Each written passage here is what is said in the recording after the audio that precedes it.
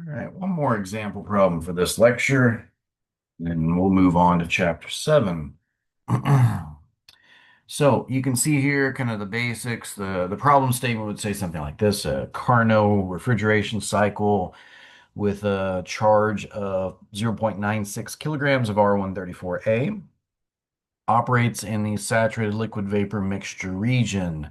If the high temperature source is, I'm sorry, if the high temperature sink is 66 degrees C and the low temperature source is 9.5 degrees C for this refrigeration cycle, and the work input is 22 kilojoules, determine the maximum pressure in the cycle if the refrigerant changes from saturated vapor to saturated liquid during the heat rejection process.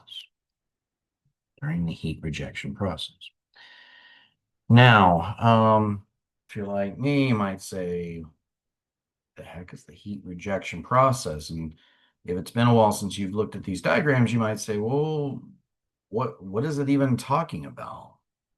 Well, remember, this is the Carnot refrigeration cycle. This is the one operating in reverse compared to remember, this is the Carnot engine going this way. But if we operate this cycle in reverse, because it's reversible, this is the Carnot refrigeration cycle. So where does the heat rejection process occur? That occurs up here at the very top of this diagram from basically from state 4 to 1, but that's where the high temperature heat is being rejected. So when the problem asks us to determine the maximum pressure, right? Determine the maximum pressure um, for this cycle. And where does that occur? Well, again, remember for a refrigeration cycle, it looks something like this, where you've got what we call a condenser on top, and that condenser is fed by a compressor. That compressor is where the work is going in. The condenser is where the heat is being rejected to the high temperature source. Then you've got your magic expansion valve. We talked about that in a previous video. No sense in talking about it here. Then you have your evaporator coils. The cool part, the part that absorbs heat from the refrigerated low temperature space. The material, the refrigerant flows from the evaporator into the compressor to repeat the cycle. The maximum pressure is going to occur in the condenser. How do we know that? Well, that's where it's coming out of the compressor. This is where it's coming out of the compressor is the highest pressure because it's being compressed. It's being squeezed down to a higher pressure. The evaporator side is going to be your low pressure side. If you ever talk to somebody that does repair, a technician that does repair on air conditioning or refrigeration systems, they might talk about the low side and the high side. The evaporator coil is the low side. This is the cold coils that are inside the refrigerated or the cooled space. The condenser is the hot coils, the coils that are outside. This is the high pressure side, high pressure, high temperature. It's coming out of the compressor. It's high pressure, high temperature. This is the high pressure side. We want to know what is the pressure inside the condenser. How do you know that? Well, you just kind of have that is I'm explaining to you right now. In a refrigeration cycle, your high pressure side is on the hot side. Your low pressure side is on the cold side. Okay. So how do we find the pressure inside this condenser unit? Well, we do know that during this heat rejection process, that going into the condenser, you have a quality of 1. Coming out of the condenser, you have a quality of 0. Because the problem statement told us we go from a liquid I'm sorry, from a vapor to a liquid during this heat rejection process. So that's what they're telling you in this problem statement here. Okay, you do kind of have to really break this down. This is a harder problem. You have to kind of infer what they're telling you from the problem statement. And that's, I mean, honestly, that's how the rest of engineering from here on is going to go for you. All right. So I want to try to figure out what is the pressure inside the condenser. How do we go about doing that? Well, what do we know? And how can we use that? Right? So what would we need to know? Well, I might want to know what QH is, right? I might want to know what QH is. Is there any way I could find QH? Because if I know QH, I might be able to use QH plus the known properties at the inlet and the outlet to figure out, information about this condenser. So maybe I've got enough information over here to find QH. Maybe that's true. Do I? Well, I don't know. Let's see. What do I know? I know it's Carnot, meaning it's reversible. So this is a refrigerator. It is reversible because it's Carnot. Because it's Carnot, we know that 1 over 1, let's see, 1 over TH over TL minus 1 is equal to this COP, the same as the COP is also equal to, anytime you've got COP, that's equal to QL work in. So what do I know here? Well, I don't know the COP, but I do know these two temperatures. I know those two temperatures. That would give me the COP. Given the COP and the fact I know work in, that gives me QL, so I know this. But that doesn't necessarily give me this. But remember that I can also do first law for this whole system. So if I do first law for the whole system, I could say, well, work in plus QL minus QH. That sum's going to add up to be 0. So now I've got 3 equations here. 3 equations, and I've got only 2 unknowns. Well, 3 unknowns. I don't know COP, which I don't have to know COP. I don't know QL, and I don't know QH, but I've got 3 equations there with 3 unknowns. That's solvable. So what I'm saying here is through all of that, I could solve this out for QH. Now, how does that help me? What am I looking for? Go back to the very beginning. What am I looking for? I'm looking for the maximum pressure. That would be the pressure in the condenser. So if I go back and look at the condenser, if I look at the condenser itself, well, the condenser, I've got saturated vapor coming in, and I've got saturated liquid going out, and I also have QH going out. So the first law tells me that QH is going to equal the mass times, and we're going to do this per unit mass, but because it's flowing mass, I'm going to use H's here. And so I'm going to use H's because it's flowing mass, and so it's going to be H1 minus H2. Because this Q dot H is actually, it should actually be M times H1 minus H2 minus QH is equal to 0. Again, I'm not putting dots above these because I know these, I don't know how the rate at which they're going, but I know the total amounts. And so I know the total amount. So I'm going to work this problem on a total amount of energy basis instead of per unit time like we might do in chapter 5. But I'm using H's here because this mass is flowing through the system. Okay. Well, here's what I know is H1 is going to be Hg, and H2 is going to be HF because it's saturated liquid. Hg minus HF going to be HFG. What I'm doing here is I'm looking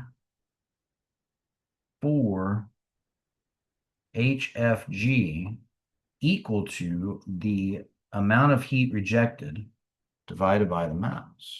I know the mass. I can find QH based on these three equations up above. I've got enough information there to find QH. Once I've got QH, now I'm looking for an HFG that matches this QH per unit mass.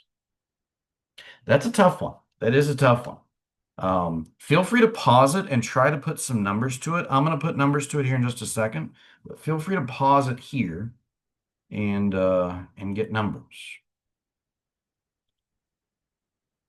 All right, you got numbers? Let's go look at the solution. So COP is 5. Again, remember, if you ran these numbers, remember these temperatures are in Celsius.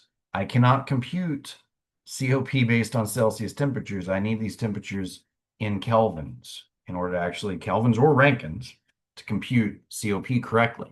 So I should get a COP here of 5. COP of 5, and that would give me enough information to find QL. QL is based on the 22 kilojoules of input energy of the work in, and the COP of 5 gives me 110 kilojoules for QL. So the 110 kilojoules for QL plus 22 kilojoules for the work, that means 132 kilojoules is QH. And if I divide that by the mass of 0.96, that means 137.5 kilojoules per kilogram is this HFG. And again, remember, I'm going from saturated vapor to saturated liquid. So I'm looking for then an HFG value that's between these. If we go look at the property tables, I can go look at these real quick here. Here it is. All right, I'm going to pause and go find these. Okay, I've got saturated R134 because the problem statement told us we're going from saturated vapor to saturated liquid.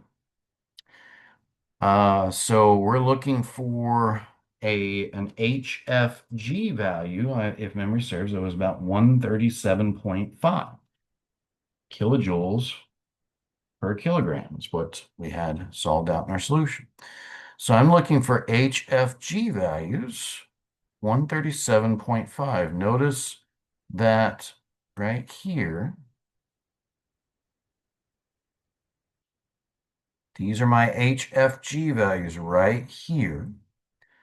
At 60, I've got 139.1, and at 65, I've got 132.02. So that means, and what the heck am I looking for? Go back. We wrote it down up here. I want to know what is the pressure? What is the pressure inside the condenser? And we know the condenser has an enthalpy change of 137.5. So I'm looking for HFG of 137.5. That puts me between these two rows. So what I want to know is what is the pressure between these two temperatures where I have 137.5 in between these two. I'm going to have to interpolate. I can set up the interpolation here. Now, I would suggest let's go look and see if we get lucky. Remember, I've got this other table. Let's see if we get lucky because this is the pressure table, R134 pressure table. Maybe I get lucky and I get a value closer.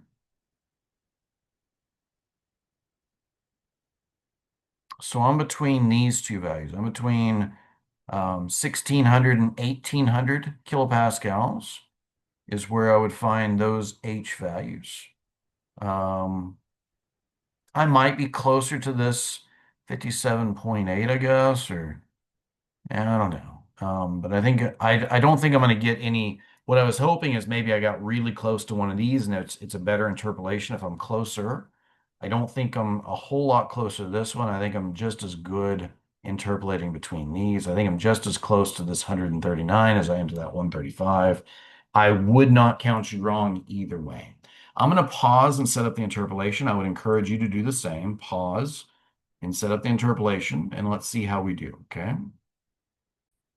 Okay, I'm going to go ahead and run the calculations on screen with you here, but you can see I've set up, again, I'm interpolating between these two values, 139.1 and 132.02. That's over here. And I'm interpolating to find the pressure between these two pressures, 168, 1682.8 and 1891.0. So I'm going to run through those numbers. I'm going to stop sharing here. Run through these numbers real quick, and you can watch me or you can have it done already. And I'd say let's race. If you haven't already, maybe you've already done this. That's okay. 1375 point 137.5 minus 139.1 divided by 132.02 minus 139.1. Okay.